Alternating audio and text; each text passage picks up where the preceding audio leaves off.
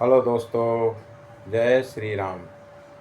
तो दोस्तों, आप लोग कथा सुन रहे थे रामचरितमानस। और रामचरितमानस में प्रसंग चल रहा था धनुष यज्ञ।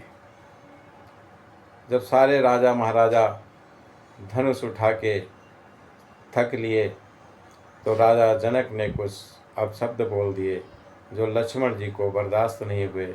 और लक्ष्मण जी ने फिर सुनानी शुरू कर दी। बोले कि मैं धनुष को 100 खंड कर दूं, धनुष को लेके 100 कोस तक दौड़ जाऊं, धनुष को सुरमे की तरह पीस डालूं, सारी धरती को उलट पुलट कर दूं। तो इतना जब देखा राम जी ने तुरंत इशारा किया लक्ष्मण की तरफ कि लक्ष्मण, अब तुम शांत हो जाओ और बैठो मेरे पास। तो दोस्तों, आइए रामचरितमानस रूपी गंगा में प्रवेश करते हैं और उससे आगे की कथा सुनते हैं।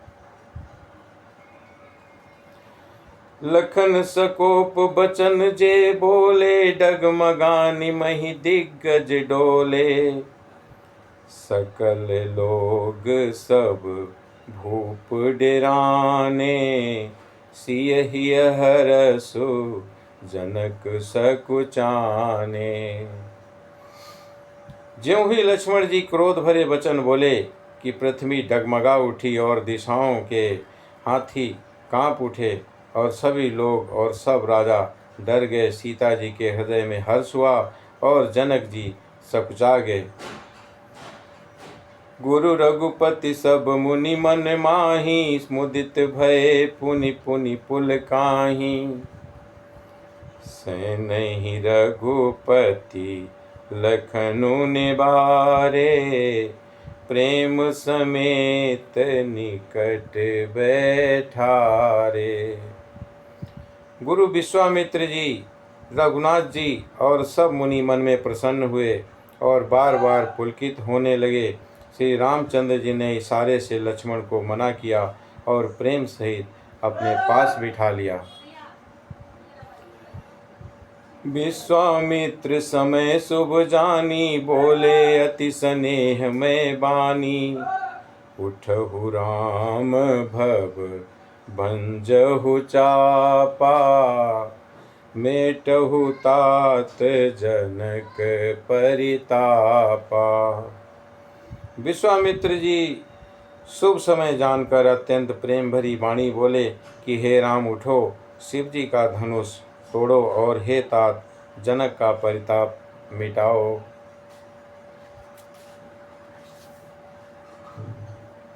सुनि गुरु बचन चरण सिरुनावा, हरसु बिषादु न कछुर आवा। ठाड़े भय उठी सहज सुभाए, ठवनि जुबा मृग राजु लजाए। गुरु के वचन सुनकर श्री रामचंद्र जी ने चरणों में सिर नवाया और उनके मन में न हर्ष हुआ और न ही विषाद, और वे अपनी ऐंठ खड़े होने की शान से जवान सिंह को भी लजाते हुए सहज स्वभाव से ही उठ खड़े हुए। उदित उदय गिरि मंच पर, रघुबर बाल पतंग।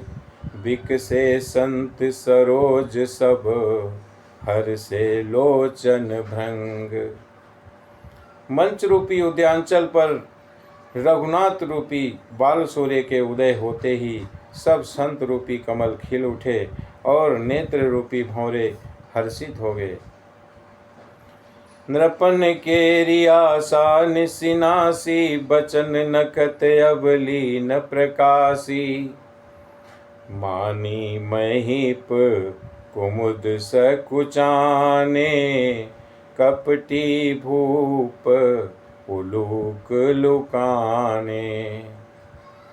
राजाओं की आशा रूपी रात्रि नष्ट हो गई और उनके वचन रूपी तारों के समूह का चंद्रमा बंद हो गया और वे मौन हो गए और अभिमानी राजा रूपी कुमुद संकुचित हो गए और वे कपटी राजा रूपी उल्लू छिप गए। पै बिशोक कोक मुनि देवा, वर सही सुमन जना वही सेवा। गुरुपद बंदी सहित अनुरागा, राम मुनि ने सन आय सुमांगा। मुनि और देवता रूपी चकवे शोक रहित हो गए और वे फूल बरसाकर अपनी सेवा प्रकट कर रहे हैं। प्रेम सहित गुरु के चरणों की वंदना करके रामचंद्र जी ने मुनियों से आज्ञा मांगी। सहजई चले सकल जग स्वामी, मस्त मंजुबर कुंजर गामी। चलत राम सब पुर नर नारी, पुलक पूरी तन भय सुखारी। समस्त जगत के स्वामी रामचंद्र जी सुंदर मत वाले श्रेष्ठ हाथी की सी चाल से स्वाभाविक ही चले और रामचंद्र जी के चलते ही नगर भर के सब स्त्री पुरुष सुखी हो गए और उनके शरीर रोमांच से भर गए। बंदी पितर सुर सुकृत समारे, जो कछु पुण्य प्रभाव हमारे। तो शिव धनु मृणाल की नाई, तो रहु राम गणेश गोसाई। उन्होंने पितर और देवताओं की वंदना करके अपने पुण्यों का स्मरण किया, और यदि हमारे पुण्यों का कुछ भी प्रभाव हो तो हे गणेश गोसाई, रामचंद्र जी शिव जी के धनुष को कमल की डंडी की भांति तोड़ डालें।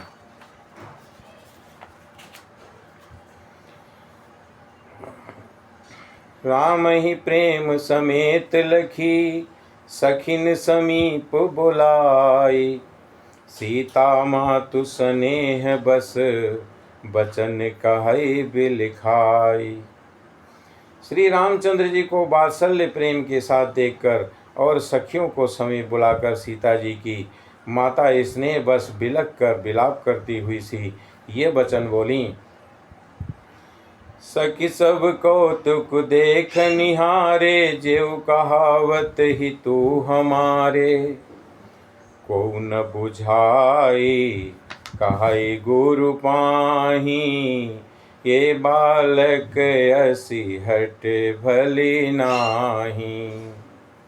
हे सखी, ये जो हमारे हितु कहलाते हैं वे भी सब तमाशा देखने वाले हैं। कोई भी इनके गुरु विश्वामित्र जी को समझाकर नहीं कहता है कि ये रामचंद्र जी बालक हैं। इनके लिए ऐसा हट अच्छा नहीं।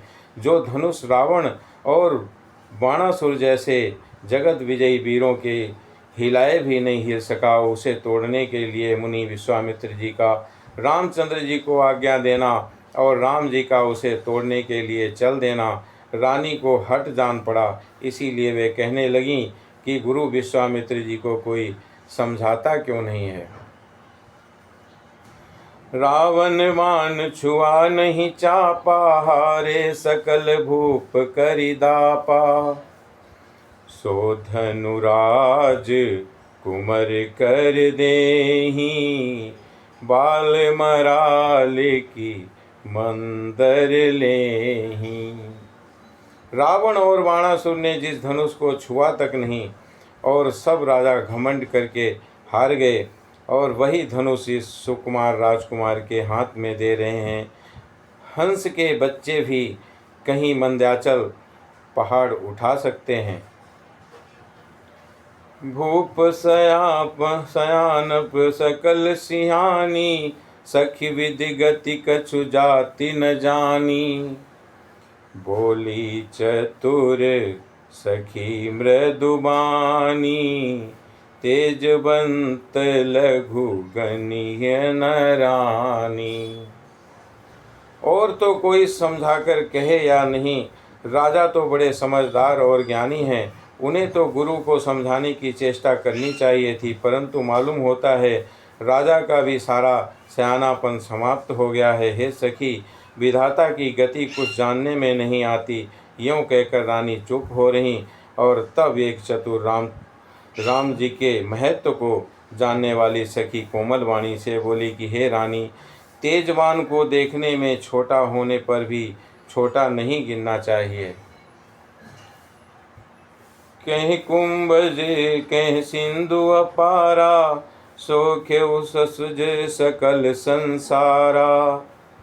रवि मंडल देखत लघु लागा, उदयता त्रिभुवन तम भागा। कहाँ घड़े से उत्पन्न होने वाले छोटे से मुनि अगस्त और कहाँ अपार समुद्र, किंतु उन्होंने उसे सोख लिया और जिसका सूर्य सारे संसार में छाया हुआ है। सूर्य मंडल देखने में छोटा लगता है, पर उसे उदय होते ही तीनों लोकों का अंधकार भाग जाता है। मंत्र परम लघु जासु बस, विधि हरिहर सुर सर्व। महामंत्र गजराज कहूँ, बस करे अंकुश खर्व। जिसके बस में ब्रह्मा विष्णु शिव और सभी देवता हैं और वो मंत्र अत्यंत छोटा है, महान मत वाले गजराज को छोटा सा अंकुश बस में कर लेता है। काम कुसुम धनुषायक लीने, सकल भुवन आपने बस कीन्हे। देवी तजिय संशय अस जानी, भंजब धनुष राम सुनु रामी। कामदेव ने फूलों का ही धनुष बाण लेकर समस्त लोगों को अपने बस में कर रखा है। और हे देवी, ऐसा जानकर संदेह त्याग दीजिए। हे रानी सुनिए, रामचंद्र जी धनुष को अवश्य तोड़ेंगे। तो दोस्तों, आज की कथा को यहीं पर विश्राम देते हैं और इससे आगे की कथा शेष अगले भाग में सुन लीजिएगा। जय श्री राम।